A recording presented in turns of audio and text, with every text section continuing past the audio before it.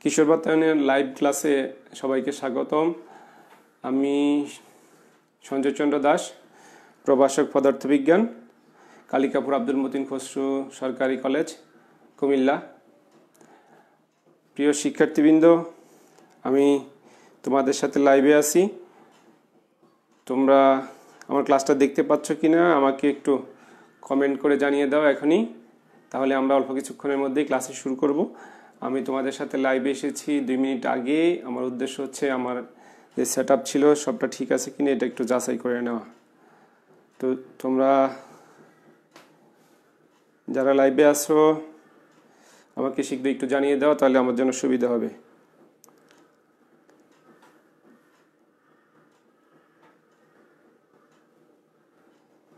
ওকে, live শুরু হয়েছে। আমি দেখতে পাচ্ছি লাইভ চলছে অলরেডি। অনেকে আমার সাথে সংযুক্ত।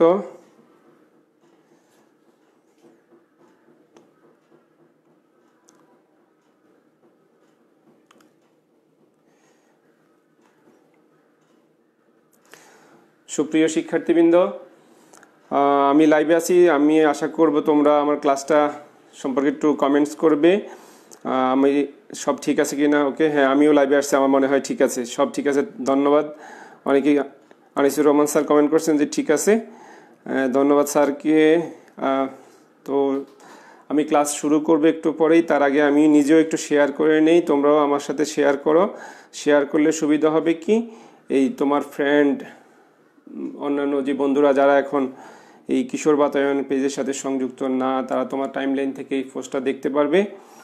বা তোমরা বিভিন্ন গ্রুপে শেয়ার করো, তোমাদের ফ্রেন্ডদেরকে কমেন্ট করো, তাতে তারা সহজেই কী করবে, আমার এই পেজটা দেখতে পারবে। আমিও শেয়ার করে নিচ্ছি মাঝে।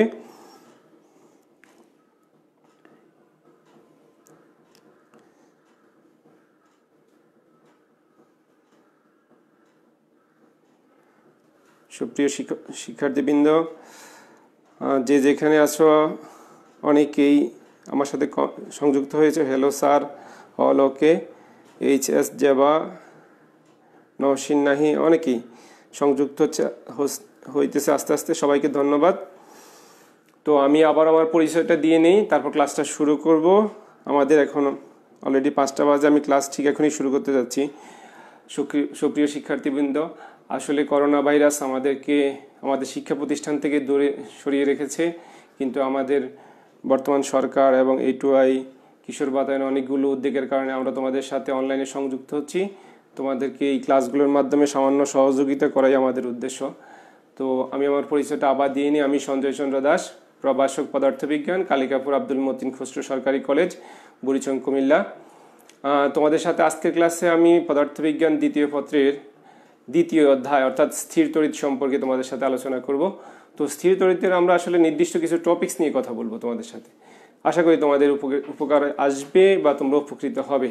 তো 2য় পত্রের যে টপিকসটা হচ্ছে আমরা বলছি স্থির তড়িতের বুলম্বের সূত্র এবং তড়িৎ প্রাবল্য। যতটুকু সম্ভব 1 ঘন্টার ক্লাস, যেহেতু আমরা তোমাদের সাথে 1 ঘন্টায় আসি, 1 ঘন্টায় তোমাদের সাথে এই বিষয়গুলো নিয়ে আলোচনা করব।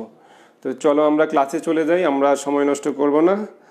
সবাইকে ধন্যবাদ। চাঁদপুর থেকে একজন যুক্ত হয়েছে, অনেকেই আছে। ওকে, আমি ক্লাস শুরু করি। আমাদের ক্লাসে হচ্ছে কি স্থির তড়িৎ, অধ্যায়ের নাম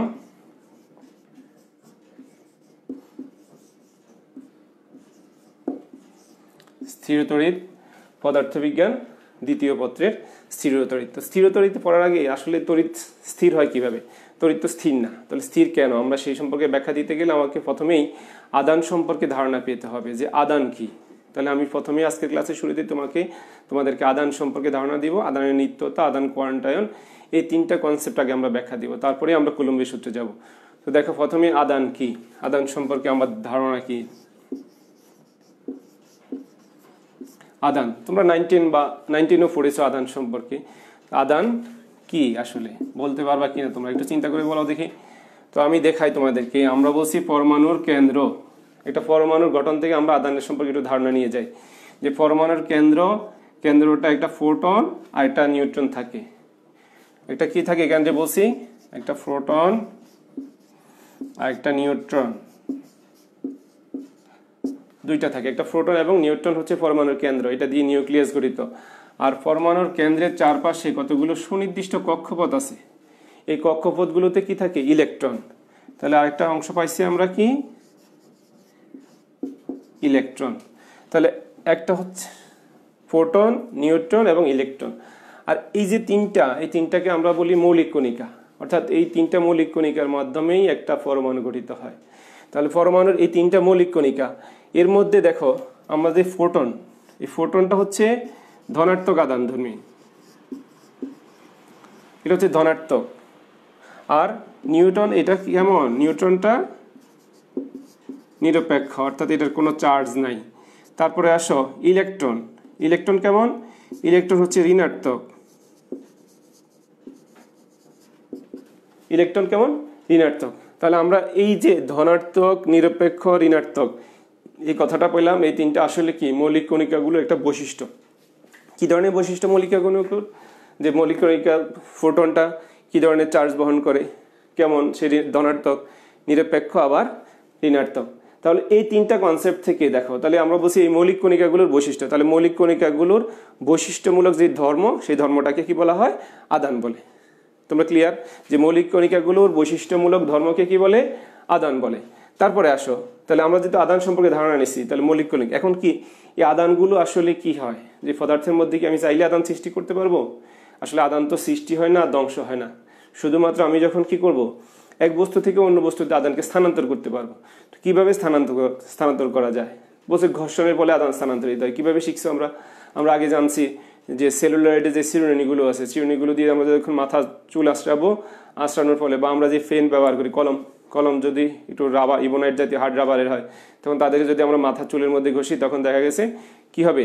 তোমরা লক্ষ্য করে থাকবে যে তখন এই চিরুনি দিয়ে কাগজের টুকরার কাছে ধরলে তখন কি হয়? সে কাগজের টুকরোগুলো আকর্ষণ করে। তার মানে কি? ঘর্ষণের ফলে ওই বস্তুটা অন্য একটা বস্তুকে আকর্ষণ করার মতো ক্ষমতা অর্জন করছে। এটাই হচ্ছে কি? তার মধ্যে একটা চার্জের সৃষ্টি করা। আসলে সৃষ্টি না, চার্জ উৎপন্ন করা কিভাবে হয়? ওই বস্তুতে ছিল, সে উৎপন্ন করবে। কিভাবে উৎপন্ন হয়েছে এটা আমরা ব্যাখ্যা দিব।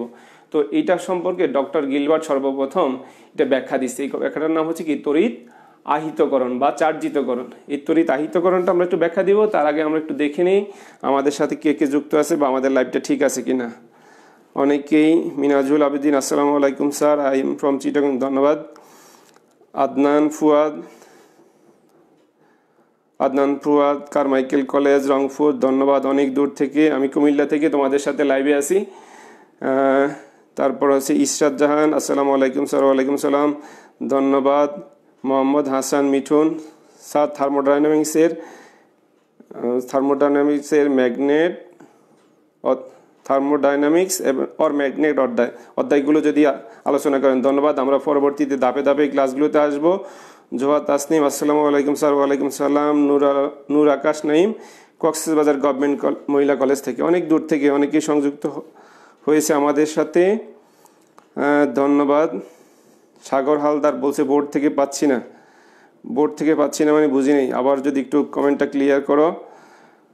অনেকেই চট্টগ্রাম থেকে যোগ হয়েছে, রাজীব কান্তি দে, স্যার ধন্যবাদ। তারপরে আসি আমরা, প্রিয় শিক্ষার্থীবৃন্দ, অনেকেই যুক্ত হচ্ছে আমাদের সাথে। তোমরা তারপরেও শেয়ার করো, কমেন্ট করো, যাতে তোমাদের আরও ফ্রেন্ডরা আমাদের এই লাইভ ক্লাসের সাথে সংযুক্ত হতে পারে। তো আসলে আমরা বলছি, একটু আগেই তোমাদের সাথে আমরা ব্যাখ্যা দিলাম যে সেলুলয়েডের চিরুনিগুলো কিভাবে হয়। তাহলে আমরা একটু দেখি যে চার্জ কিভাবে সৃষ্টি হয় এবং চার্জগুলো কিভাবে, অর্থাৎ স্থির তড়িৎতে কিভাবে সৃষ্টি হয়, এটা আমরা একটা ব্যাখ্যা দিব তোমাদের সামনে। দেখি,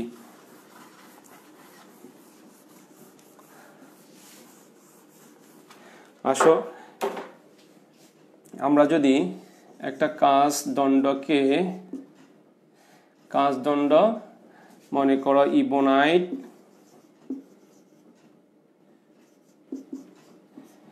তাহলে কাঁচদণ্ডকে আমি যদি কি দ্বারা, রেশম কাপড় দ্বারা ঘষি, আর ইবোনাইটকে আমরা যদি কি বলবো,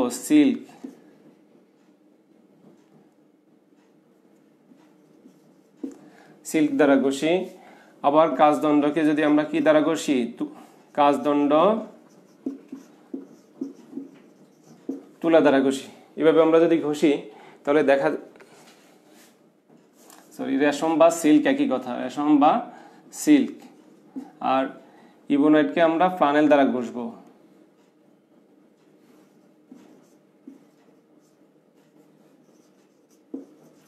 ফ্লানেল দ্বারা ঘষবো। তাহলে দেখা গেছে কি হয়, এখানে এই কাজদণ্ডটা ধনাত্মক আদানে আহিত হবে আর রেশমটা কি হয় ঋণাত্মক আদানে আহিত হয়। আবার তোমরা দেখো যদি আমরা ইবোনাইটকে ফ্লানেল দ্বারা ঘষি তখন ইবোনাইটটা ঋণাত্মক আদানে আহিত হয় আর ফ্লানেলটা কি হবে একই রকম ভাবে ধনাত্মক আদানে আহিত হবে। কিন্তু ঠিক একই কাজদণ্ডকে তুমি যদি আবার কি করো তুলা দ্বারা ঘষো তখন এই কাজদণ্ডটা ঋণাত্মক আদানে আহিত হয়, কিন্তু তুলাটা কি হবে ধনাত্মক আদানে আহিত হয়, অর্থাৎ ধনাত্মক চার্জে চার্জিত হয়। বলছে কেন হয় এই ঘটনাটা? তো বলছে এটা কি বস্তুর বৈশিষ্ট্য? আসলে এটা একদম বস্তুর এক ধরনের বৈশিষ্ট্যই। কিভাবে আমরা বলতে পারবো যে ঘর্ষণের ফলে যেই বস্তুটার ইলেকট্রন আসক্তি যেরকম হয় সেই বস্তুটা সেভাবে চার্জিত হয়। যে আমরা যদি কাজদণ্ডকে রেশম দ্বারা ঘষি তখন দেখা গেছে কাজদণ্ড ধনাত্মক হয় আর রেশম কাপড়টা কি হবে ঋণাত্মক চার্জে চার্জিত হবে। আবার ইবোনাইটটা কারণ কি বলছে রেশম বা সিল্কের ঋণাত্মক আদানের আসক্তি বেশি, এই জন্য সে কি হয় ঋণাত্মক আদানটাকে আকর্ষণ করে। আবার ইবোনাইটের ক্ষেত্রে কি হয় বলছে ইবোনাইটের কি হয় ঋণাত্মক আদানে আসক্তি বেশি, অর্থাৎ ইলেকট্রন আসক্তি বেশি, এই জন্য সে ঋণাত্মক আদানে আহিত হয়। প্রাণাইল কিন্তু আবার ধনাত্মক আদানে আহিত হয়। কাজদণ্ড ঋণাত্মক চার্জে চার্জিত হয়, তুলা কি হয় ধনাত্মক চার্জে চার্জিত হয়। উল্টা কাজদণ্ড দেখা এখানে দুই রকম বৈশিষ্ট্য বহন করে। তো এখান থেকে আমরা কি হবে তাহলে এই যে ঘর্ষণের ফলে চার্জ উৎপন্ন হয়েছে এই চার্জগুলো তাহলে কি করা যায়, এই চার্জগুলো কি স্থানান্তরিত হইতে পারবে? বলছে না, স্থানান্তরিত হইতে পারে না, এগুলো স্থির থাকে। তাহলে এই যে স্থির থাকার কারণে এরা চলতে পারে না, স্থির থাকে, তাহলে তাদের যে প্রভাব এই প্রভাবটার নাম কি স্থিরতড়িৎ। তাহলে স্থিরতড়িৎ আমরা বুঝলাম স্থিরতড়িৎ। এখন এটা সম্পর্কে বিজ্ঞানী বেঞ্জামিন ফ্রাঙ্কলিন সর্বপ্রথম একটা ব্যাখ্যা দিয়েছে। বেঞ্জামিন ফ্রাঙ্কলিন বলল যে ঘর্ষণের ফলে আসলে দুই ধরনের চার্জের সৃষ্টি হয়। তো আমরা ব্যাখ্যা দিলাম কি দুই ধরনের চার্জ সৃষ্টি হয়। তাহলে আমরা যদি কি করো দেখো এই দুইটা কাজদ্বন্দ্বকেই, একটা কাজদ্বন্দ্ব কি ছিল একবার ধনাত্মক চার্জে চার্জিত হইলো আবার ঋণাত্মক চার্জে চার্জিত হইলো, তাহলে পরস্পরকে কি করবে, তারা পরস্পরকে আকর্ষণ করবে। তোমরা জানো যে বিপরীতধর্মী আধান পরস্পরকে কি করে আকর্ষণ করে। আর যদি সমধর্মী হয় মনে করো ইবোনাইট সাথে কাজদ্বন্দ্ব তখন কি হবে পরস্পরকে বিকর্ষণ করবে। তাহলে আকর্ষণ বিকর্ষণ এখানে কি হয়েছে একটা বল সৃষ্টি হয়েছে। এই বলটাকে বলা হয় আসলে কি কুলম্ব বল বা কুলম্ব ফোর্স। আমরা কুলম্ব ফোর্স নিয়ে আলোচনা করব। তার আগেই কুলম্ব ফোর্স পড়তে গেলে আমাদের মেইনলি যেটা জানা দরকার সেটা হচ্ছে বিন্দু চার্জ। তাহলে বিন্দু চার্জ কি এটা একটু দেখে নিই।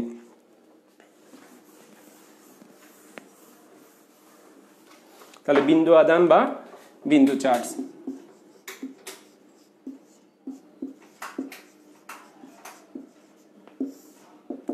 বিন্দু আদান কি?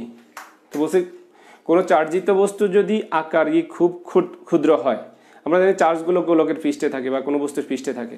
চার্জিত বস্তু যদি আকারে খুব ছোট হয়, এই ছোট চার্জিত বস্তু বা এই বিন্দু চার্জিত বস্তু, এই ছোট চার্জিত বস্তুটাকে কি বলা হয় বিন্দু চার্জিত বলছে। বলছে কেন আমার বিন্দু চার্জ দরকার কি, আমি বড় চার্জ নিলে সমস্যা কোথায় ছিল? কিন্তু বলছে কুলম্বের সূত্র যখন আমরা পড়াবো তখন দেখবে সেখানে দূরত্বের একটা ফ্যাক্টর আছে, মাধ্যমের একটা ফ্যাক্টর আছে। তো এইসব কারণেই বলছে যদি ছোট হয় তখন তার আবার ব্যাসার্ধ বা অনেকগুলো জটিলতা পরিহার করা যায়। এই জন্য আমরা আসলে কি বিন্দু চার্জ ব্যাখ্যা দিব। আবার বলছে আমি যদি একটু বড় চার্জ নেই তাও সমস্যা নাই, কিন্তু যদি মাঝখানে ডিস্টেন্সটা অনেক বেশি হয়, দূরত্ব অনেক বেশি হয়, তখন আমরা ওই দূরত্বের সাপেক্ষে এই বড় দুইটা বস্তুকে কি বলবো, এই দুইটা বড় বস্তুকে আবার বিন্দু আদান বলতে পারি। তাহলে এখন আসো, তাহলে আদানের সংরক্ষণশীলতা বা আদান নিত্যতা কি, আদানের নিত্যতা, এই বিষয়গুলো আমাদের রিলেটেড বেসিক জিনিস, এগুলো জানতে হবে, তারপর আমরা কুলম্বের সূত্রে যাব। তাহলে আদানের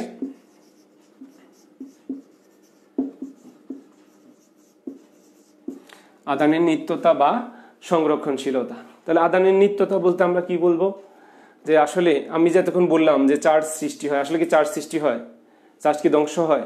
তো চার্জ ধ্বংস হয় না, সৃষ্টি হয় না। আমি জাস্ট দেখালাম যে ঘর্ষণের ফলে এক বস্তু থেকে চার্জ কি হয় অন্য বস্তুতে স্থানান্তরিত হয়।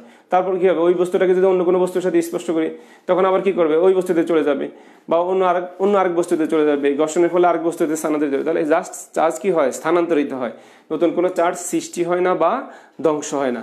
এই জন্য এটাকে কি বলা হয় আদানের নিত্যতা, আদানের সংরক্ষণশীলতা, অর্থাৎ আদানের কখনো ধ্বংস বা সৃষ্টি নাই, শুধুমাত্র চার্জের স্থানান্তর বা রূপান্তর, এক বস্তু থেকে অন্য বস্তুতে চার্জ স্থানান্তর হইতে পারে। তার মানে এটা একটা রাসায়নিক বিক্রিয়ার মাধ্যমে তোমাদেরকে দেখাই।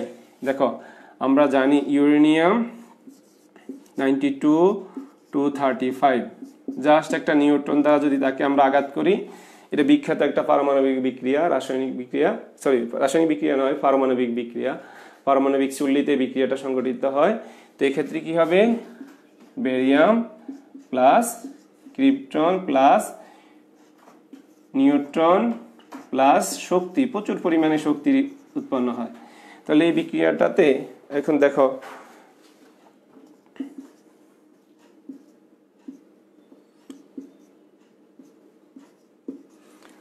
এই বিক্রিয়াটাতে দেখো এই দুটো হচ্ছে বিক্রিয়ক, আর এই তিনটা হচ্ছে কি উৎপাদ প্লাস প্রচুর পরিমাণে এনার্জি। তো এখানে যদি আমি যোগ করি এই দুইটা ভর সংখ্যা যোগ করলাম, তাহলে কত হবে 236। আবার দেখো 141 92 এখানে কয়টা, তিনটা, তো যোগ করলে 141 প্লাস 92 প্লাস 3 যোগ করলে কত আসবে, ঠিক 236। আর এখানে 235 প্লাস 1 তাহলে 236। তাহলে দুই পাশে সমান। জাস্ট কি হলো, এখানে দুইটা পদার্থ এই বড় নিউক্লিয়াসটা ভেঙে দুটো আলাদা উৎপন্ন হয়েছে, কিন্তু চার্জ কিন্তু কম বেশি হয়ে যায় না, চার্জ এক বস্তু জাস্ট পরিবর্তন হয়েছে। তাহলে এইভাবে আমরা ব্যাখ্যা দিব যে আদান আসলে কি হয়, আদানের নিত্যতা মেনে চলে, আদান কখনো কি হয় না, ধ্বংস বা সৃষ্টি হয় না, শুধুমাত্র আদান বা চার্জ কি হয়, স্থানান্তরিত হইতে পারে। এটা হচ্ছে আদানের নিত্যতা। তো আমরা একটু আমাদের লাইভে দেখি কে কে সংযুক্ত আছে বা কমেন্ট করলো কে। অনেকেই আছে, রৌদ্র বড়ুয়া স্যার বোর্ডের পুরো দেখা যায় না, বোর্ড দেখা যায় না, এখন দেখা যায় নিশ্চয়ই। প্রসারী ভট্টাচার্য, অনেকেই প্রসারী ভট্টাচার্য আমাদের সাথে যুক্ত হয়েছে, গোলাম জিলানি, মিনাজুল আবেদিন, শাহিদুল ইসলাম স্যার বোর্ড দেখতে পাচ্ছি নাকি, এখন দেখতে পাচ্ছ তো বোর্ড নাকি? তাহলে বোর্ড দেখতে পাচ্ছ না, বোর্ডের কি লাইট কম নাকি? আমি তো দেখতে পাচ্ছি, আমার এখানে তো স্পষ্ট দেখা যাচ্ছে। এখন দেখা যায় নিশ্চয়ই, একটু কমেন্ট করে তোমরা জানিয়ে দাও এখন দেখতে পাচ্ছ কি না। শহীদ হ্যাঁ, তো অনেক কিছু আচ্ছা, দেখো তোমরা দেখা যায় কি না, না হলে আমাকে কমেন্ট করো, আমি একটু দেখবো। ধন্যবাদ স্যার। মনির হোসেন উনি কমেন্ট করেছে, ধন্যবাদ স্যার, থ্যাংকস স্যার। অনেকেই আমাদের সাথে, হৃদয় হাসান মুন্না যুক্ত হয়েছে, স্যার ম্যাথ রিলেটেড বিষয়গুলো একটু করেন। হ্যাঁ, ম্যাথ আমরা করব, একটু পরেই আমরা কি করব, গাণিতিক সমস্যা সমাধান করব। আমি দুঃখিত, শুরুতেই বলতে ভুলে গেছি, যেহেতু ফিজিক্স ক্লাস অবশ্য বলা লাগে না, তোমাদের সবসময় ফিজিক্স ক্লাস করা মানে কি, তোমরা নিশ্চয়ই খাতা কলম নিয়ে বসছো, ক্যালকুলেটর নিয়ে বসছো, ক্লাস করতে বসছো। কিন্তু তোমরা যেহেতু ক্লাস করতে বসছো, মোবাইলের সামনে মোবাইল দেখতে নয়, ক্লাস করতে বলছো, অবশ্যই তোমরা কি করছো, খাতা কলম নিয়ে বসছো। এখন কিছুক্ষণ পরেই আমরা গাণিতিক সমস্যা দিব, গাণিতিক সমস্যা সমাধান করবা সাথে সাথে। জোহা তাসনিম স্যার সেমিকন্ডাক্টর অধ্যায়টা একটু পড়িয়ে দিবেন প্লিজ। ওকে, ধন্যবাদ তোমাকে, আমরা পরবর্তী ক্লাসগুলোতে দেখি। আচ্ছা, শুরু করব। সাপ্পাত হক এখন ক্লিয়ার আছে স্যার। অব্র কোন আদানে আহিত হবে, অব্র। আচ্ছা, আমরা যদি এখন একটা প্রশ্ন আসছে, প্রশ্নের জবাব দিই। অব্র যদি আমরা কি দ্বারা ঘষবো, উলের কাপড় দ্বারা যদি ঘষি, তখন অব্রটার ঋণাত্মক চার্জে চার্জ দিতে হবে, আর উল কাপড়টা ধনাত্মক চার্জে চার্জ দিতে হবে। ধন্যবাদ যে প্রশ্নটা করেছে। এখন আমরা যাই, আবার ক্লাসে চলে যাই। এখন আমরা বলবো কি, আদান কোয়ান্টায়ন, বা এটাকে আদানের কোয়ান্টারি ভবন বলা হয়, কোয়ান্টি ভবন। তাহলে আদান কোয়ান্টায়ন,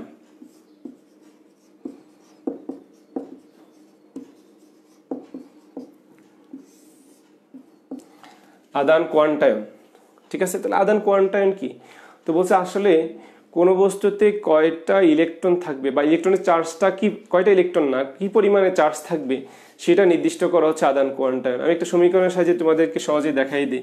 আমরা বলছি Q equal to N E. এখানে কিউ মানে কি, কিউ ইকুয়াল টু হচ্ছে মোট আদান সংখ্যা, মোট চার্জ বা আদান, এন ইকুয়াল টু জাস্ট সংখ্যা, নাম্বার, আর ই হচ্ছে কি, ই ইলেকট্রনের চার্জ।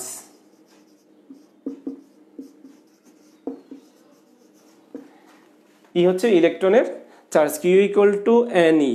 এখন ই এর মানটা আমাদের জানা আছে, ই সমান সমান কত, 1.6 ইন্টু 10⁻19 কুলম। এটা হচ্ছে ইলেকট্রনের চার্জ। আর দেখো এখন ইলেকট্রনের চার্জ হচ্ছে এটা কেমন, যেহেতু চার্জ হচ্ছে কি ইলেকট্রন চার্জের মানটা এত, তো ইলেকট্রনের ক্ষেত্রে আমরা এটাকে কি লিখতে পারবো, যেহেতু ইলেকট্রনের চার্জ কেমন হবে মাইনাসই লিখতে পারি না, কারণ ইলেকট্রনের চার্জ আসলে অ্যাকচুয়ালি কি ঋণাত্মক, তাহলে মাইনাসই। আর যদি ফোটন হয়, ফোটনের ক্ষেত্রে কেমন হবে, ফোটনের ক্ষেত্রে এটা কি লিখবো ইকুয়াল টু হচ্ছে প্লাসই। অর্থাৎ তাহলে আমাদের যে এই সমীকরণটা, তাহলে আমি এখন ব্যাখ্যা দিতে পারবো যে কোনো একটা বস্তুতে কয়টা চার্জ আছে, তাহলে আমরা বলবো কিউ ইকুয়াল টু কি কেমন হইতে পারে। যদি আমরা এটা ইলেকট্রনের জন্য বলি তাহলে কত হবে, minus E, minus 2e, minus 3e, এরকম ইত্যাদি হইতে পারে। আর যদি ফোটন হয়, তো ফোটনের ক্ষেত্রে আমরা কি বলবো, শুধু ই বা প্লাস ই, তাহলে প্লাস 2e প্লাস 3e। অর্থাৎ কোন একটা বস্তুতে যে মোট চার্জ থাকবে, চার্জটা কেমন হবে, এই ই এর পূর্ণ সংখ্যার গুণিতক। ই এর পূর্ণ সংখ্যার গুণিতক বলতে যে এই যে চার্জ ছিল 1.6 × 10⁻19, তার পূর্ণ সংখ্যার গুণিতক সেটা একবার ধনাত্মক হবে বা ঋণাত্মক হবে। যদি সেটা ইলেকট্রনের কথা চিন্তা করি তখন আমরা কি হবে, মাইনাস হবে ঋণাত্মক, আর যদি ফোটন হয় তাহলে হবে কি ধনাত্মক। এই দুইভাবে আমরা ব্যাখ্যা দিতে পারবো। আর তাহলে কি এখন যদি আমাকে বলা হয়, তাহলে তোমরা, আমি একটু আগে বলছিলাম যে একজন বললো যে গাণিতিক সমস্যা করানোর জন্য, তো আসো আমরা গাণিতিক সমস্যা যাই। আমি একটা কাজ দিই তোমাদেরকে, তোমরা এটা হিসেব করে দেখাও আমাকে খুব দ্রুত। 30 সেকেন্ড সময় দিব, সবাই অ্যান্সারটা দেখে অ্যান্সারটা কমেন্ট করবে, দ্রুত কমেন্ট বক্সে অ্যান্সার লেখো। যে কোনো বস্তুতে, আমি প্রশ্ন লিখলাম না, কোনো বস্তুতে 32 × 10⁻19 কুলম চার্জ থাকতে পারবে কি, প্রশ্ন। দ্রুত জবাব দাও, 30 সেকেন্ড সময় দেখি কে কে কমেন্ট করতে পারো, অনেক দ্রুত কমেন্ট করো, পারবে কিনা। খুব সহজ একটা গাণিতিক সমস্যা, আমার মনে হয় তোমরা দ্রুত করে ফেলতে পারবা। জুয়েল রানা কমেন্টস করছে ফোকাসের সমস্যা, ফোকাস প্রবলেম কেন হচ্ছে, এখন বোর্ড ক্লিয়ার দেখা যাচ্ছে, গুড। শরীফুল ইসলাম স্যার বলছেন থ্যাংক ইউ স্যার। অনেকেই সংযুক্ত, নরসিংদীর অনলাইন পাঠশালার পক্ষ থেকে অভিনন্দন। এমডি মনির হোসেন স্যার ধন্যবাদ স্যার। জনাব এমডি সবুর আহমেদ স্যার সুন্দর ক্লাস, ধন্যবাদ সবুর স্যারকে। অনেকেই সংযুক্ত হচ্ছে আমার সাথে, ধন্যবাদ সবাইকে। এখন আসো অ্যান্সার, তোমরা কি অ্যান্সার বের করতে পারছো, কমেন্ট করো দ্রুত দেখি। তো যদি না পারো তাহলে আমার সাথে আসো, আমি দেখাই দিই। এই সমীকরণ থেকে আমরা কি বের করব, আমরা যদি n নাম্বার বের করতে চাই তাহলে হবে n = q/e। তাহলে q এর মান কত, এখানে দেওয়া আছে 32 × 10⁻19 কুলম, আর e এর মান কত হচ্ছে আমরা জানি 1.6 × 10⁻19 কুলম। তাহলে কত হবে অ্যান্সার বলো দেখি, অ্যান্সার 20। অর্থাৎ n এর মান 20 হওয়ার অর্থ হচ্ছে কি যে n এর মান 20। তাহলে আসলে কি কোন একটা বস্তুতে 32 × 10⁻19 কুলম চার্জ থাকতে পারবে। তো এখান থেকে আমরা তাহলে আদান কোয়ান্টাইনের মূল অর্থটা কি, যে কোনো বস্তুতে মোট চার্জের পরিমাণ অবশ্যই ইলেকট্রনের চার্জের পূর্ণ সংখ্যার গুণিতক হবে, কখনো কি হবে না, এটা ভগ্নাংশ হবে না, কখনো এটা ভগ্নাংশ হবে না। এখন আসো আমরা কুলম্বের সূত্রের দিকে যাই। যেহেতু আদান কোয়ান্টাইন নিয়ে তোমাদের আর কোনো প্রশ্ন থাকার কথা নয়, নিশ্চয়ই কোনো প্রশ্ন নাই, কেউ থাকলে প্রশ্ন করতে পারো। 20, ওকে গুড। অনেকেই, মিনুর রহমান কমেন্ট করছে 20, রিপা কমেন্ট করছে 20, ধন্যবাদ। অনেকেই কমেন্ট করছে 20, অনেক ধন্যবাদ। তোমরা ক্লাসটা ভালোভাবে বুঝছো আশা করি। তো আসো আমরা পরের অংশে যাই, কুলম্বের সূত্র, যেহেতু আমরা আবার তড়িৎ প্রাবল্য নিয়ে আলোচনা করবো তোমাদের সাথে। তো কুলম্বের সূত্র,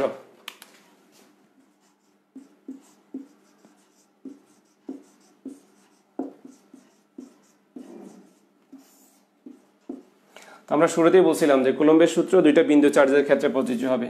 তো আমরা লিখে নিই, একটা চার্জ, একটা চার্জ, ধরে নিই এটা কত q1, এটা কত q2, দুইটা চার্জের মধ্যবর্তী দূরত্ব কত r। তো আমরা এই কুলম্বের সূত্রটা কোনো নির্দিষ্ট মাধ্যমের ক্ষেত্রে কি হবে, কুলম্বের সূত্র তিনটা কন্ডিশনের উপর নির্ভর করবে। একটা হচ্ছে আদানের পরিমাণ,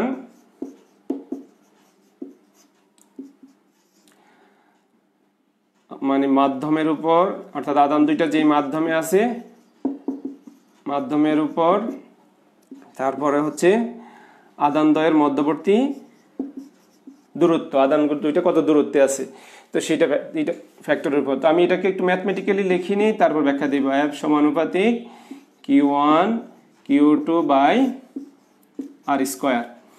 তো এখান থেকে দেখো, তো বলছে কিভাবে হয়, বলছে যে কোনো দুইটা চার্জের মধ্যে ক্রিয়াশীল আকর্ষণ বা বিকর্ষণ বলের মান, আমি আগেই বলছিলাম যে তড়িৎ বল, তোমরা মহাকর্ষ বল সম্পর্কে জানো যে মহাকর্ষ বল শুধুমাত্র কি ধরনের বল, শুধু আকর্ষণধর্মী বল, কিন্তু তড়িৎ বল হচ্ছে কি, তড়িৎ বল যেহেতু চার্জ আছে, আমি শুরুতেই দেখাইছিলাম যে সমধর্মী চার্জ যদি হয় তাহলে কি হবে, বিকর্ষণ, বিপরীত চার্জ হলে আকর্ষণ হবে, বিপরীতধর্মী চার্জ পরস্পরকে আকর্ষণ করে, সমধর্মী হলে বিকর্ষণ করে। তো এই ক্ষেত্রে এই জন্য কুলম্ব বলটা অবশ্যই আকর্ষণ বিকর্ষণ, মহাকর্ষ বল শুধুমাত্র আকর্ষণধর্মী বল। তাহলে বলছে দুইটা আধানের মধ্যে ক্রিয়াশীল আকর্ষণ বলের মান আধান দ্বয়ের গুণফলের সমানুপাতিক, মধ্যবর্তী দূরত্বের বর্গের ব্যস্তানুপাতিক। এটাই হচ্ছে আসলে কুলম্বের সূত্র যে কোনো নির্দিষ্ট মাধ্যমের ক্ষেত্রে। তো এখানে দেখো F ইকুয়াল টু, এটাকে আমরা লিখতে পারি C into Q1 Q2 by R square. আর এই সিটা হচ্ছে কি একটা ধ্রুবক, এর মান আছে 1/4 এপসাইলন নট, এর ভ্যালু কত 9 into 10 to the power 9 newton metre square per coulomb square. তোমরা এদের জানা, তবে একটু দ্রুত যাচ্ছে এখানে। তো আর এটাকে কি বলা হয়, এপসাইলন, EPSI এপসাইলন, ঠিক আছে। এই এপসাইলনটা একটা ভ্যালু আছে, এপসাইলন নট দ্বারা আমরা কি বুঝাতাম, জাস্ট শূন্য মাধ্যমের জন্য। তাহলে এপসাইলন নটের ভ্যালু কত 8.854 into 10 inverse 12 newton, coulomb square per newton per metre square, ঠিক আছে। তাহলে আসো আমরা এখন কোনো মাধ্যমের জন্য কুলম্বের সূত্রটা কি হবে, যদি কোনো মাধ্যম হয়, তো কোনো মাধ্যমের ক্ষেত্রে কুলম্বের সূত্র কত হবে, F equal to 1/4 epsilon Q1 Q2 by R square, ঠিক আছে। তখন এটা হচ্ছে এপসাইলন, এপসাইলনটা কি আসলে, এপসাইলন হচ্ছে কোনো মাধ্যমের বেদন ক্ষমতা বা বেদন যোগ্যতা, কোনো মাধ্যমের বেদন ক্ষমতা। এখন এই আমরা যখন এটা হচ্ছে শূন্য মাধ্যমের জন্য এই সূত্রটা কি হবে, F equal to 1/4 epsilon naught Q1 Q2 by R square. তাহলে এই দুইটা সূত্রের মধ্যে পার্থক্য হচ্ছে আমরা যেই মাধ্যমটা ব্যবহার করব সেই মাধ্যমটার কারণে এখানে এপসাইলন রাশিটা আসছে। তো বলছে এই মাধ্যমটার যেই বৈশিষ্ট্যটা ব্যাখ্যা দিব, সেটা হচ্ছে কি পরাবৈদ্যুতিক মাধ্যম বলা হয় এটাকে, সেই মাধ্যমটা যে মাধ্যমটা পরাবৈদ্যুতিক মাধ্যম। তাহলে এখানে একটা ধ্রুবক আছে, পরাবৈদ্যুতিক ধ্রুবক বলা হয়, এটাকে বলা হয় পরাবৈদ্যুতিক ধ্রুবক। তাহলে পরাবৈদ্যুতিক ধ্রুবকটা কিভাবে ব্যাখ্যা দিব, তাহলে পরাবৈদ্যুতিক ধ্রুবক হচ্ছে কত, F/Fm, অর্থাৎ এখানে সংজ্ঞাটা দাও। বলছে কোনো মাধ্যমে, দেখো শূন্য মাধ্যমে দুইটা আধানের মধ্যে ক্রিয়াশীল বল এবং কোনো মাধ্যমে দুইটা আধানের মধ্যে ক্রিয়াশীল বল, এই দুইটার অনুপাতকে কি বলা হয়, ডাইইলেকট্রিক ধ্রুবক বা পরাবৈদ্যুতিক ধ্রুবক, ডাইইলেকট্রিক ধ্রুবক বা পরাবৈদ্যুতিক ধ্রুবক বলা হয়। তাহলে এর ভ্যালু আছে, তাহলে এটাকে কি হবে, ফর লাইনটা যদি আমরা করি তো সে হবে এপসাইলন বাই এপসাইলন নট। অর্থাৎ তুমি ইচ্ছে করলে এই মাধ্যমের জন্য এই সূত্রটা কি লিখতে পারো, এপসাইলন ইকুয়াল টু কি হয়, এপসাইলন নট ইন্টু কে, এটাও বসাইতে পারো এখানে এই সমীকরণে, কে ইন্টু এপসাইলন নট। তাহলে কে এর ভ্যালু আছে, যদি কেটা কি হয়, যদি শূন্য মাধ্যম হয়, দেখো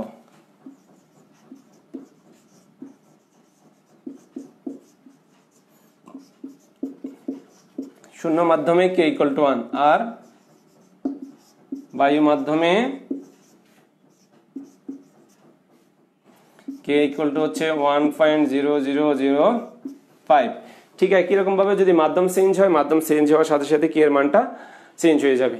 তাহলে এখন বসাও যে কুলম্বের সূত্রের ভেক্টর রূপটা কেমন হবে, করো দেখি, তোমরা নিজেরা খাতায় করে ফেলো, তারপর আমার সাথে মিলাই নেবে, আমি লিখবো এখনই কুলম্বের সূত্রের ভেক্টর রূপ।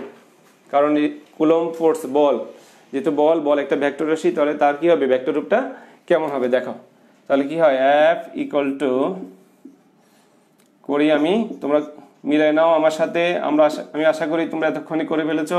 যে কোনো মাধ্যমের জন্য আমি লিখলাম, এই জন্য এপসাইলন নট কে কি হবে, Q1 Q2 by R square into একটা একক ভেক্টর। আমরা যদি একটা একক ভেক্টর বসাই তাহলে সে কি হবে, ভেক্টর প্রকাশ করবে। অথবা আমরা এভাবে লিখতে পারি, দেখো vector equal to 1/4πε0 k q1 q2 divided by r cube into r vector.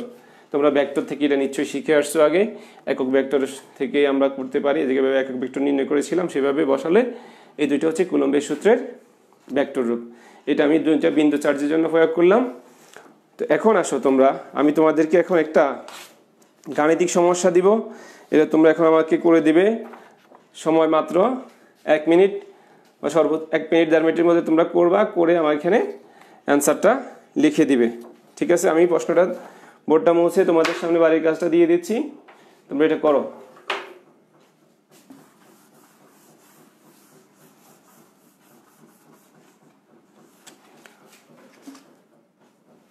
দেখা যায় নিশ্চয়ই। তোমরা যদি না লিখতে পারো তাহলে স্ক্রিনশট দিয়ে রেখে দাও, স্ক্রিনশট দিয়ে সহজে করতে পারবো, স্ক্রিনশট নিয়ে নাও, করে নাও। আমি ধরে রাখলাম, তোমরা দেখো। বলছে সমভাবে চার্জিত দুটি শোলা বল বায়ুতে 3 সেন্টিমিটার ব্যবধানে পরস্পরকে 4 × 10⁻5 নিউটন বলে বিকর্ষণ করে, তাহলে প্রত্যেক শোলা বলের চার্জ নির্ণয় করো। দেখো তোমরা এখানে কি পাচ্ছ, বিকর্ষণ করে বলছি, তাহলে বিকর্ষণ করলে বুঝতে হবে চার্জ দুইটা কি সমধর্মী না বিপরীতধর্মী, অবশ্যই বিপরীতধর্মী। তোমরা নিশ্চয়ই প্রশ্নটা লিখে নিয়েছো বা স্ক্রিনশট দিয়ে রাখো, দিয়ে এবার তোমরা সমাধান করা শুরু করো। 30 সেকেন্ড সময়, আমি এর ফাঁকে একটু তোমাদের কমেন্টগুলো দেখি এবং সাথে সাথে আমি সলিউশন করে দিব। তোমরা অ্যান্সার লিখতে পারো, নিচে অ্যান্সার লিখতে থাকো।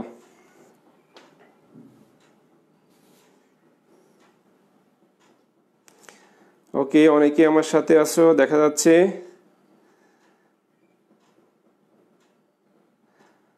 মিনুর রহমান স্যার, লিখছি একটু আস্তে আস্তে মুসলিম ভালো হয়। আসলে সময়ের ডিউরেশন তো 1 ঘন্টা, আমাকে অনেক কিছু শেষ করতে হবে, এই জন্য একটু দ্রুত করছি। তোমাকে ধন্যবাদ। এরপর একটু আস্তে লিখবো। মিনুর রহমান, আবারও আমাদের এমডি সবুর আহমেদ খান স্যার আমাদের সাথে সংযুক্ত হয়েছে, চমৎকার ক্লাস ভাই, ধন্যবাদ সবুর স্যারকে। মোহাম্মদ আলী, দেখা যায় না আলী, কি দেখা যায় না প্লিজ একটু বলবেন, কি দেখা যায় না, বোর্ড কি দেখা যায় না? আমি তো স্যার কোশ্চেন বুঝতে পারি নাই। Okay, thank you. আবার আমি তাহলে কোন কোশ্চেনটা দেখাচ্ছি। আমাদের আনিসুর রহমান স্যার, বেড়ামারা কলেজ কুষ্টিয়া থেকে, স্যার বলে everything is okay sir, thank you Anis স্যারকে সুন্দর একটা কমেন্ট করার জন্য, সহযোগিতা করার জন্য কমেন্ট করে। এবার তাহলে অনেকেই প্রশ্নটা দেখতে পারো নাই বলছে একজন, হৃদয়, আমি আবার তোমাকে দিচ্ছি। একজন অবশ্যই আমাকে অ্যান্সার দিয়ে দিচ্ছে 2 × 10⁻4। সরি, অ্যান্সারটা বোধহয় একটু ভুল আছে, তোমাকে তারপর আমি করে দিচ্ছি। দেখো আমি আবার দেখি প্রশ্নটা। হ্যাঁ, আমরা বলছিলাম যে সমভাবে চার্জিত দুটি শোলা বল বায়ুতে 3 সেন্টিমিটার ব্যবধান রাখা আছে। তাহলে আমাদের এখানে আর দেওয়া আছে, আর কত, 3 সেন্টিমিটার। তাহলে আর কি করো, 3 × 10⁻, কত হবে, 2 মিটার। এটাকে আমরা মিটারে নিয়ে নিব। তুমি হয়তো এই কাজটা করো নাই, যে অ্যান্সার দিয়েছিল 2 × 10⁻4। তাহলে এখন আসো, এফ এর মান কত, 4 × 10⁻5 নিউটন।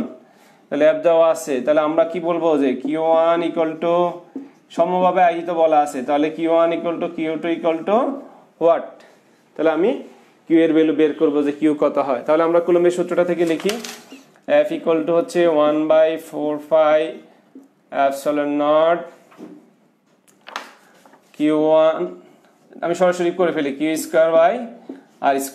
তাহলে বসাও, এফ এর মান কত, 4 × 10⁻5 = 9 × 10⁻9 × Q² ডিভাইডেড বাই R²। তার মানে কি 3 × 10⁻2 হোল স্কয়ার। ওকে, তো এখান থেকে ক্যালকুলেশন করে আমরা যদি কিউ এর মান বের করি কত আসবে, ±2 × 10⁻9 কুলম। আমরা অ্যান্সার পেয়ে গেছি, তোমরা মিলাই নাও। আমার মনে হয় তোমরা অনেকে এই মুহূর্তে সমাধান করে নিয়েছো।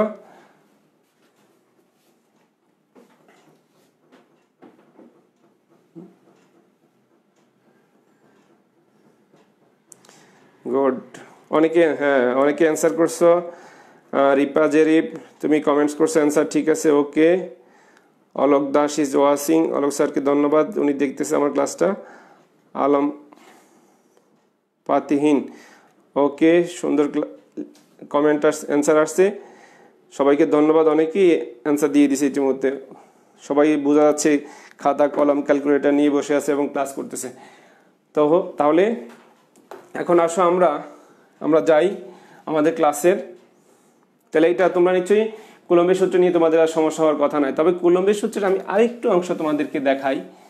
কুলম্বের সূত্রে তোমরা একটু দেখো, কুলম্বের সূত্রের সাথে এখন যেহেতু এটা একটা বল, তাহলে বলের কি আছে, বলের উপরিপাতন নীতি আছে, বলের উপরিপাতন নীতি। তার অর্থাৎ উপরিপাতন নীতি বলতে কি বোঝায়, যে কুলম্বের সূত্র আমি এতক্ষণ চিন্তা করছি যদি দুইটা বিন্দু চার্জ হয় তখন আমরা না হয় এটা প্রয়োগ করলাম, কিন্তু যদি বেশি পরিমাণ চার্জ থাকে, একাধিক চার্জ থাকে, তখন আমরা কি করব, তখন আমাদের বলছে মনে করো এখানে একটা চার্জ আছে,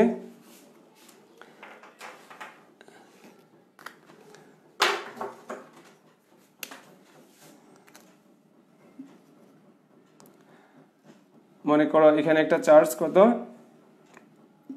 প্লাস কিউ, ঠিক এর পাশে এখানে একটা চার্জ আছে মাইনাস কিউ, তাহলে এখানে একটা চার্জ আছে আবার প্লাস কিউ, তাহলে এখানে একটা চার্জ আছে, সেখানে চার্জ আছে। তাহলে এখানে যদি আমি আবার মনে করি মাইনাস কিউ বা প্লাস কিউ চার্জ আছে, এখানে একটা মাইনাস কিউ আদান আছে, তাহলে এই প্রত্যেকটা আদানের জন্য আমি বলি যদি এটা Q1 হয়, Q2 হয়, Q3, Q4, বলের এখানে দিক আছে, কিন্তু প্রত্যেকটার জন্য কি হবে, এই আদানটা বলছে তখন আমরা উপরিপাতন নীতি অনুযায়ী এই আদানটা যে বল লাভ করবে সেই বলটা মোট বলগুলো সমষ্টি হবে। তো কিভাবে হবে, আমি যদি এখানে একটা বল চিন্তা করি F1, এটা কত হবে F2, এই বলটা কত হবে F3, এটা কত হবে F4, তাহলে মোট বলটা কি হবে, অর্থাৎ এই কিউ আদানের উপর বল হবে প্রত্যেকটা বলের ভেক্টর সমষ্টির সমান।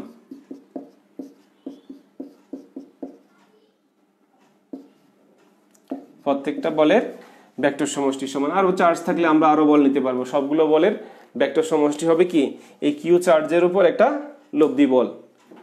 তো আসো আমরা তাহলে কুলম্বের সূত্র এই পর্যন্ত রাখলাম আমরা। এখন আমরা তড়িৎ প্রাবল্য নিয়ে একটু আলোচনা করি। তো তড়িৎ প্রাবল্য তোমরা যদি না লিখে থাকতে পারো তাহলে স্ক্রিনশট দিয়ে রাখো, বা ভিডিও আছে তোমরা পরে দেখে করে নিবা। তো আমরা এখন তড়িৎ প্রাবল্য পড়ব। তড়িৎ প্রাবল্য পড়ার আগে আমরা তড়িৎ ক্ষেত্র নিয়ে একটু আলোচনা করি।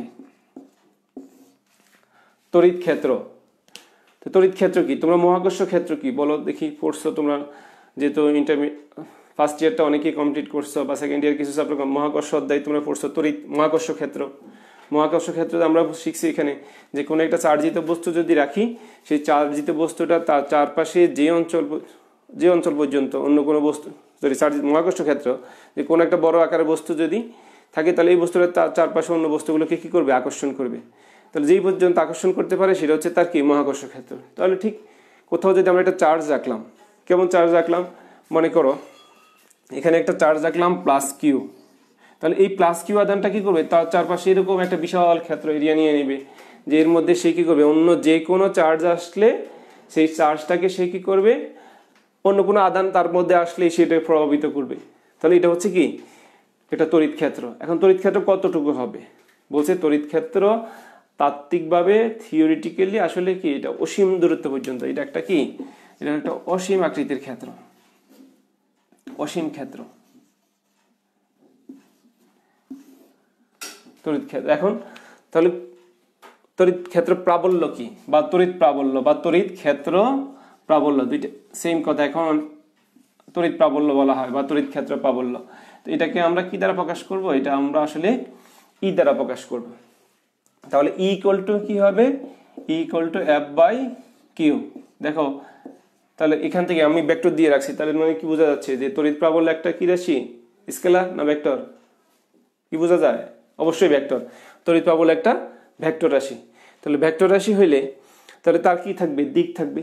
তাহলে তড়িৎ প্রাবল্য আসলে কি, তো আমরা বলছি এখানে এটা আমি কিউ নট লিখে নিই, অর্থাৎ এই যে আমরা তড়িৎ ক্ষেত্র চিন্তা করলাম, মহাকর্ষ ক্ষেত্র, তড়িৎ ক্ষেত্র, এই তড়িৎ ক্ষেত্রের মধ্যে যদি কোনো আমরা একক ধনাত্মক আধানকে তড়িৎ ক্ষেত্রের মধ্যে যদি আমি কি করি, একটা একক ধনাত্মক আধানকে স্থাপন করি, এটা কত আধান ছিল কিউ, আর এটা ছিল একক ধনাত্মক আধান। একক ধনাত্মক আধান মানে কি, যত ক্ষুদ্র রাখা যায়, ক্ষুদ্র পরিমাণ আধান, এই ক্ষুদ্র আধানটা এই বড় আধানটার জন্য বল লাভ করবে, কিন্তু এই ক্ষুদ্র আধান তার উপর কোনো প্রভাব বিস্তার করবে না।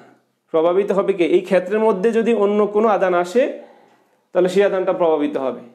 তাহলে তার কি আছে, দিক আছে। তাহলে কি হবে, তার দিকটা কোন দিকে হবে, অবশ্যই এই বিন্দু আধানের দিকে হবে।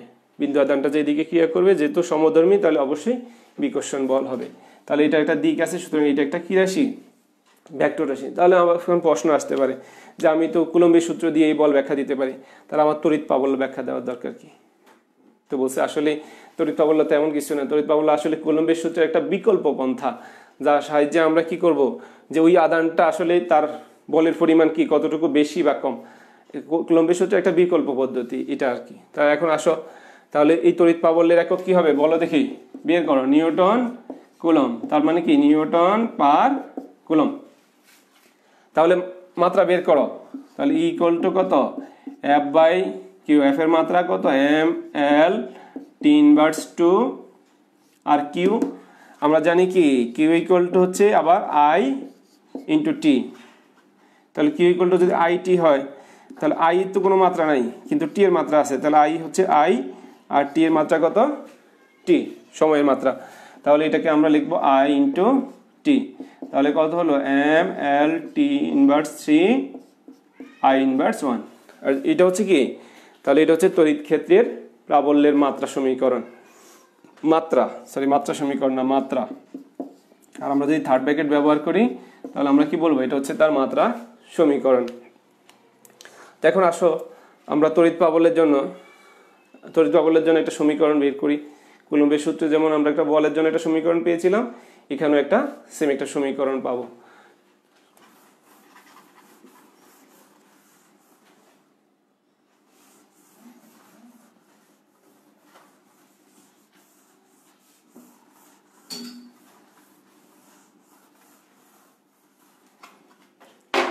কত বলছে, ওকে।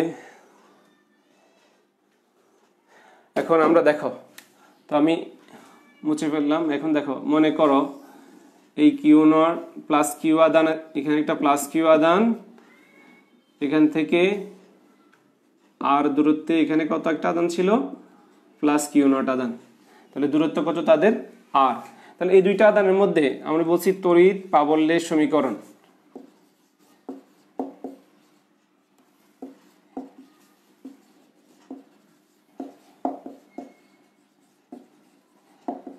সমীকরণটা আমরা বের করব। তাহলে এই দুইটা আদানের জন্য একটা কুলম্ব ফোর্স আছে, যে প্লাস কিউ আদান আর একটা বিন্দু আদান, এই দুইটার মধ্যে একটা কুলম্ব বল আছে না, এটা কত হবে, 1/4 এপসিলন নট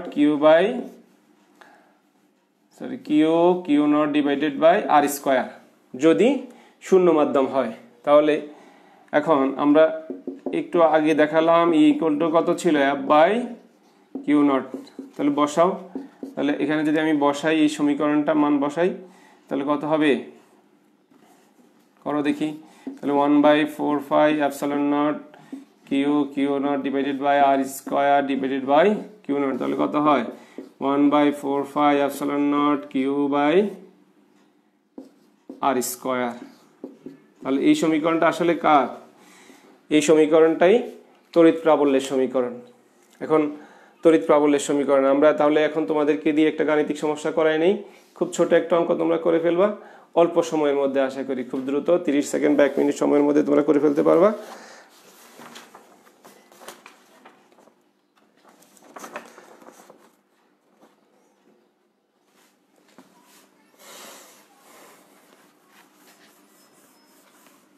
তাহলে তড়িৎ প্রাবল্যের জন্য তোমরা এই অঙ্কটা করে দাও আমাকে দেখি, খুব অল্প সময়ের মধ্যে, দ্রুত কে পারবে। বলছে 2 গ্রাম ভরের একটি 16 বল 10 ইনভার্স 4 কুলম্ব। তোমরা দেখতে পাচ্ছ কিনা, না আমি সামনে ধরবো, সামনে ধরলে বোধহয় স্পষ্ট দেখা যায়। এখন তোমরা দেখতে পাচ্ছ, দেখো বলা আছে 2 গ্রাম ভরের একটা 16 বল 10 ইনভার্স 4 কুলম্ব চার্জে চার্জিত। 16 বলটি অভিকর্ষীয় ক্ষেত্রে স্থির রাখতে গেলে কি হবে, কত তড়িৎ ক্ষেত্র সৃষ্টি করতে হবে বা তড়িৎ প্রাবল্য সৃষ্টি করতে হবে, স্পষ্ট? আচ্ছা, তাহলে স্ক্রিনশট দিয়ে রাখো, বা আমি এখানে রাখলাম, তোমরা দেখে নাও, আমি অঙ্কটা করে দিই, তোমরা নিশ্চয়ই করতে পারবা। তারপর আমি শুরু করি। তাহলে আমরা এই অঙ্কটার জন্য আমরা জানি অভিকর্ষ বল কত, F equal to mg। আর এখান থেকে তাহলে তড়িৎ বল কত হবে, F equal to QE। তাহলে এই দুটো সম্পর্কে থেকে আমরা কি লিখবো, যে QE equal to mg। তাহলে E equal to কত হবে, mg/q। তোমরা নিশ্চয়ই পারবা। এখানে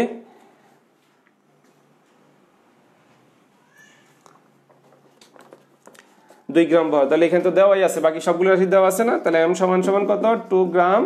গ্রামকে তোমরা কেজিতে কনভার্ট করে নাও, জানো 2 × 10⁻³ কেজি হবে। আর জি এর মান, জি ইকুয়াল টু আমরা জানি 9.8 মিটার/সেকেন্ড স্কয়ার। আর কিউ তো দেওয়া আছে কত, 10⁻⁴ কুলম্ব।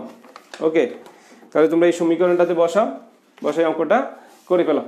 এই সমীকরণে বসাও, এই মানগুলো বসাইলেই তোমাদের কি হবে, দুঃখিত এই সমীকরণে বসাও, এই সমীকরণটা না, এই সমীকরণে বসাও, বসাইলে অঙ্কটা হয়ে যাবে। করে নাও, তোমরা পারবে আশা করি। 196। ওকে, রিপা জারিফ সে অলরেডি অ্যান্সার লিখিয়ে দিয়েছে আমাকে, 196 নিউটন পার কুলম। অনেক ধন্যবাদ তোমাকে।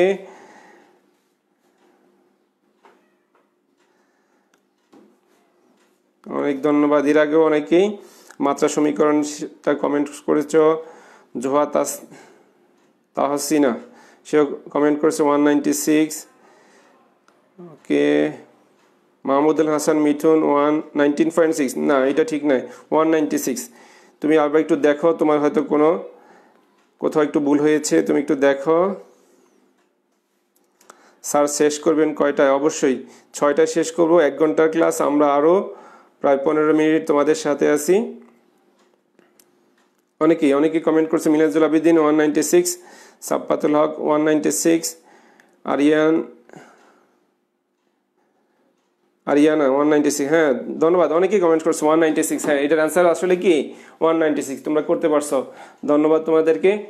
তো আমরা তড়িৎ প্রাবল্যের আরও কিছু অ্যাপ্লিকেশন করব এখন। তড়িৎ প্রাবল্য আসলে ভেক্টর রাশি। তো ভেক্টর রাশি যেহেতু আমি তোমাদেরকে কিছু বাড়ির কাজ দিয়ে দিব, তার আগে আমি কিছু অঙ্ক করাই তোমাদেরকে, যেহেতু কিছু গাণিতিক সমস্যার সমাধান করব। আমাদের তো আজকের ক্লাস তড়িৎ প্রাবল্য পর্যন্ত, আমাদের অনেক সময় হাতে আছে এখন পর্যন্ত। আমরা কি করব, তাহলে কিছু গাণিতিক সমস্যা করে নেই, তোমরা আশা করি পারবে। তো এখন দেখো, তো তড়িৎ প্রাবল্য ভেক্টর রাশি।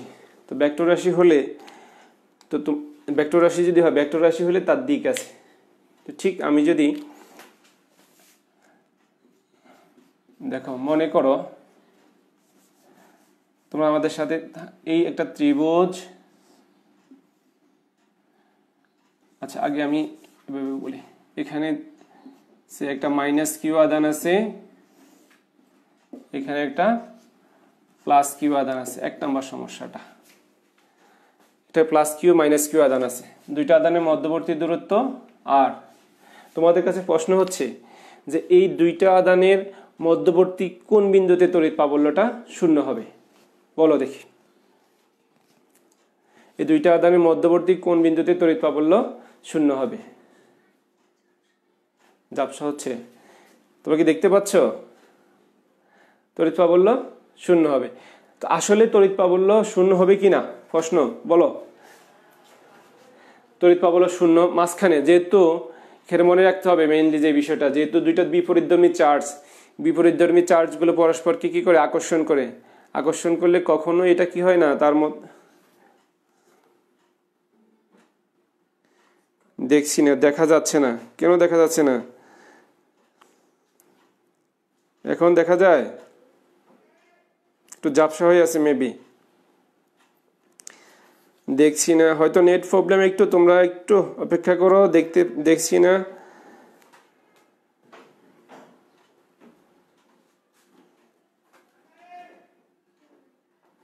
ব্লার হয়ে আছে না, ব্লার হবে কেন, আমি চেঞ্জ হই, দেখতে পাচ্ছি না। না স্যার, অনেকে কমেন্ট করতে, দেখতে পাচ্ছ না আসলে।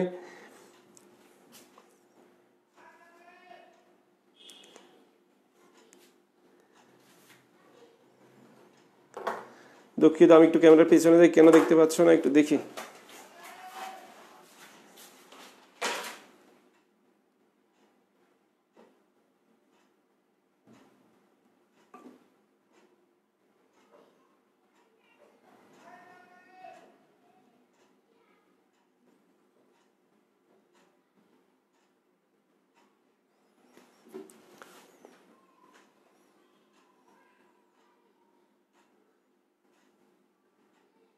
এখন দেখা যায়।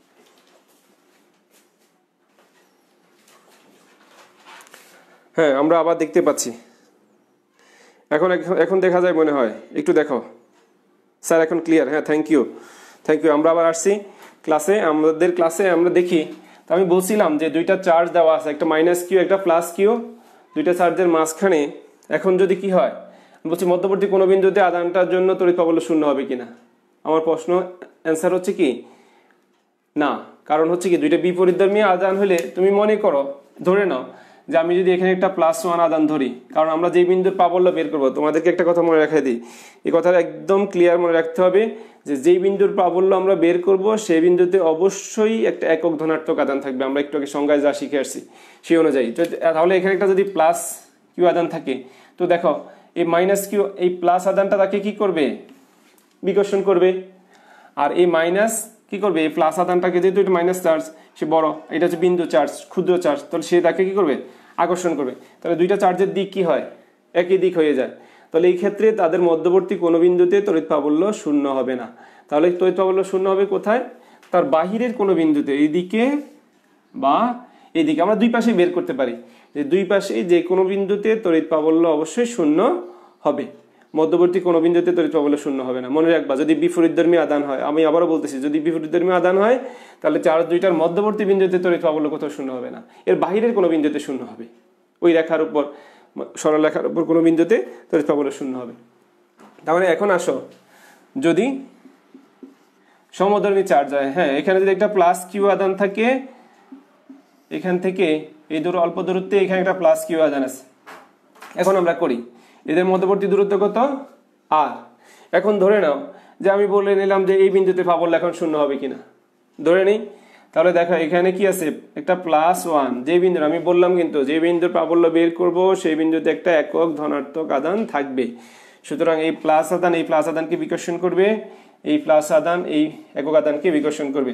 তাহলে তাদের মধ্যবর্তী দুইটা বিন্দুতে তড়িৎ প্রাবল্য কি হবে, শূন্য হবে। তো এই ক্ষেত্রে দেখো এদের মধ্যবর্তী কোণ কত, আলফা, বলো দেখি। আলফা হচ্ছে কত ডিগ্রি হবে, 180 ডিগ্রি। তো যদি 180 ডিগ্রি হয়, এখানে আলফা কিন্তু আবার 0 ডিগ্রি, তাহলে আমরা তড়িৎ প্রাবল্যের লব্ধির সূত্র আমরা বলছিলাম, ভেক্টর সূত্র প্রয়োগ করব। ভেক্টর লব্ধির সূত্র আমরা জানি, সে আমরা যদি এটার জন্য ধরি, এখানে প্রাবল্য E1 হবে, এটার জন্য কত হবে, E2, তাহলে কত হবে, E1 square plus E2 square plus 2E1 E2 into cos alpha. আধান দুইটার মধ্যবর্তী কোণ 180 ডিগ্রি।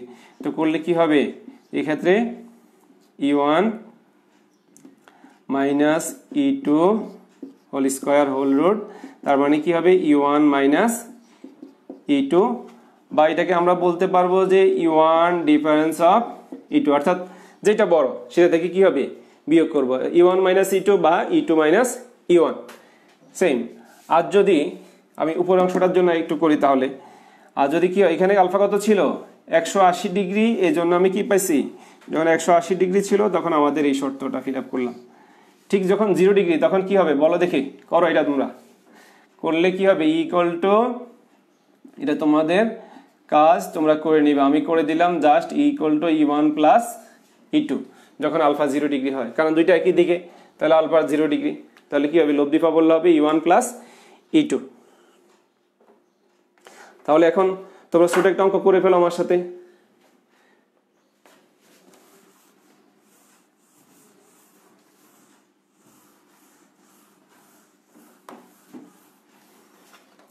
ছোট একটা গাণিতিক সমস্যা করো, দেখি কে কে পারো। আমি একটা ত্রিভুজ নিলাম, ধরলাম এটা একটা ABC ত্রিভুজ, ত্রিভুজের এ বিন্দুতে এখানে একটা প্লাস 2 কুলম মাইনাস 2 কুলম আধান আছে, আর বি বিন্দুতে একটা প্লাস 2 কুলম আধান আছে।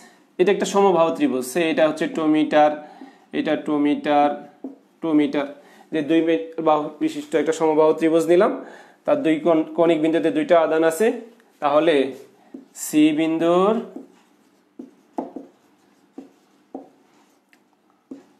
প্রাবল্য কত হবে বের করো দেখি। তাহলে সি বিন্দুর প্রাবল্যটা কত হবে? সি বিন্দুর প্রাবল্য বের করো। তাহলে এই ক্ষেত্রে আমি চিত্রটা, তোমার কি লেখাটা কি ছোট হয়ে গেল, একটু বড় করে দেব? তাহলে এই ক্ষেত্রে কি করবা, এখন এটা হচ্ছে এ বিন্দু, বি, এখানে কত আছে -2 কুলম, এখানে +2 কুলম। তাহলে সি বিন্দুতে এখানে আমরা বলছি, কিছুক্ষণ আগেই বললাম যে বিন্দুর প্রাবল্য বের করবা সেই বিন্দুতে কত চার্জ আছে, একক ধনাত্মক আছে। তাহলে এখানে একটা +1 আধান আছে। তাহলে এই প্লাস চার্জ এই প্লাস আধানের উপর কি করবে, একটা বিকর্ষণ বল সৃষ্টি করবে, আর এই মাইনাস চার্জ এই প্লাস আধানের উপর একটা আকর্ষণ বল সৃষ্টি করবে। তো আমি যদি এটাকে বলি E1, এটা কত হবে E2। আর এটা কেমন ত্রিভুজ, সমবাহু ত্রিভুজ। তো সমবাহু ত্রিভুজের আমরা জানি প্রত্যেক কোণ কত ডিগ্রি হয়, 60 ডিগ্রি। তাহলে এই কোণটা যদি 60 ডিগ্রি হয়, তাহলে এই কোণটা কত হবে, অবশ্যই 120 ডিগ্রি, অর্থাৎ আলফা ইকুয়াল টু এখানে 120 ডিগ্রি। তাহলে আমরা এখন সেই লব্ধি প্রাবল্যের সূত্রে বসাবো। আর এটা তো প্রত্যেক বাহুর মান দেওয়া আছে, তোমরা তো E1 বের করতে পারবা। E1 1/4πε0 Q1/r², এটা তো পারবা। তো সেম ভাবে E1 E2 বের করবা, E1 এর E2 কি হবে, সমানই হবে E1। আবার তুমি একই রকম ভাবে E2 বের করতে পারো, করে লব্ধির যে সূত্রটা আছে আমাদের √of E1² plus E2² plus 2E1 E2 cos alpha. এখানে আলফা কত ডিগ্রি, আলফা অবশ্যই 120 ডিগ্রি। বাস মান বসালে আমরা এই সি বিন্দুর জন্য লব্ধি প্রাবল্য বের করতে পারবো। আশা করি তোমাদের এখানে সমস্যা হওয়ার কথা না, তোমরা করে ফেলো বা করতে পারবে। সমাধানটা করো সবাই, দেখি অ্যান্সারটা কত হয়।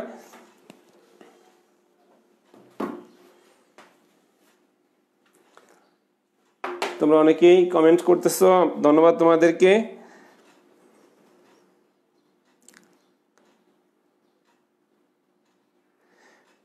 সাগর হালাদা শান্ত, cos 180 ডিগ্রি -1, জি cos 180 ডিগ্রি -1, cos 0 হলে E = E1 + E2 কেন? একজন প্রশ্ন করছে, আসলে cos 0 হলে cos 0 ডিগ্রির মান 1। তো আমি কি আবার, তুমি দেখো যে প্রশ্ন করছো cos 0 1 কেন, তাহলে cos 0 মান 1 হইলে এটা কি হয়, a² + 2ab + b² সূত্র, তাহলে a + b হোল স্কয়ার, তার মানে কি a + b কমন।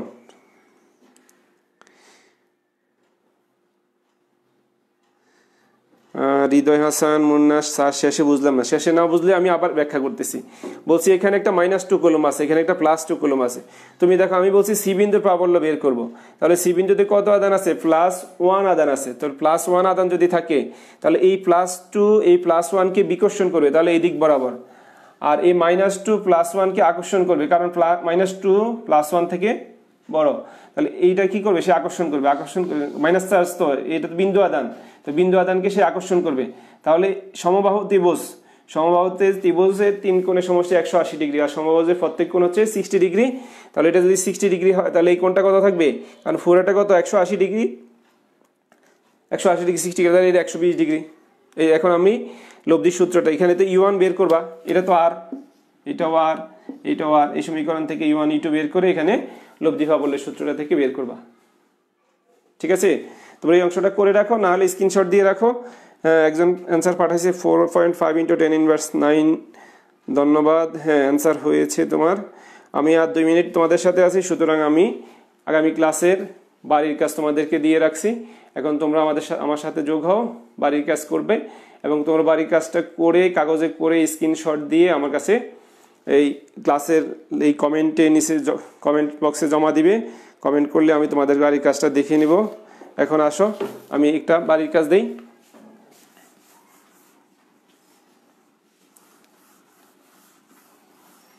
সহজ দুটো বাড়ির কাজ দিব। দেখো এখানে একটা আবার একই রকম ভাবে করলাম,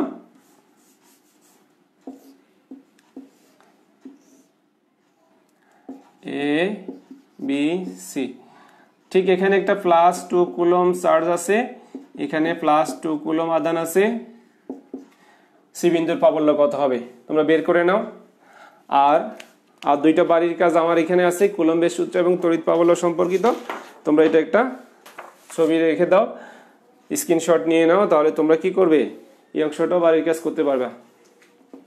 তোমরা তো এটা লিখে নাও, এটা হচ্ছে আগের অঙ্কটার মতোই -2 জায়গায় +2, এখানে +2, তাহলে সি বিন্দুর জন্য তড়িৎ প্রাবল্য কত হবে তোমরা এটা বের করে কাজটা করে আমাকে দেখাবা। আর এই অংশটা একটু দেখো, এই অংশটা দেখা যায় এখন।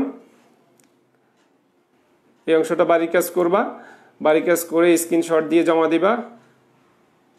এটা ছবি তুলে ছবিটা কমেন্ট বক্সের মধ্যে জমা দিবা। তোমরা স্ক্রিনশট নিয়ে নাও, তাহলে সহজেই করতে পারবা। তো প্রিয় শিক্ষার্থীবৃন্দ, তোমাদের সবাইকে ধন্যবাদ। আমি আবারও আমার পরিচয়টা তোমরা যারা পরে সংযুক্ত হয়েছ, আমি সঞ্জয় চন্দ্র দাস, প্রভাষক পদার্থবিজ্ঞান, কালিকাপুর আব্দুল মতিন খসরু সরকারি কলেজ, পদার্থবিজ্ঞানের একজন ক্ষুদ্র শিক্ষক। আমি তোমাদের সাথে আরও সামনের ক্লাসগুলোতে হয়তো বা সংযুক্ত হব। পর্যায়ক্রমিকভাবে এই সম্পূর্ণ অধ্যায়টা করে দেওয়ার চেষ্টা করব। তোমরা করোনা ভাইরাস একটা অদৃশ্য অণুজীব, যেটা আমরা আসলে চোখে দেখতে পাই না, কিন্তু আমরা সবাই এটার ভয়ে আতঙ্কিত। আজকেও বিশাল অঙ্কের লোকজনের শরীরে করোনা ভাইরাসের জীবাণু পাওয়া গেছে। তোমরা বাসায় থাকো, বাসায় থেকে নিরাপদে থাকো, তোমাদের জন্য আমরা চিন্তিত। তবে আমাদের ক্লাসগুলো উপভোগ করো, কমেন্ট করো, শেয়ার করো, মেসেঞ্জারের সাথে আমাদের সাথে যুক্ত হও এবং কিশোর বাতায়নের পেজে সবসময় ক্লাসগুলো দেখো। ধন্যবাদ তোমাদের সবাইকে। সবাই ভালো থাকবে, সুস্থ থাকবে এই প্রত্যাশা রেখে আজকের ক্লাস আমি এখানেই শেষ করছি। তোমাদের সবাইকে ধন্যবাদ। সবাই ভালো থাকবে এই প্রত্যাশা রেখে সবাইকে ধন্যবাদ জানাচ্ছি।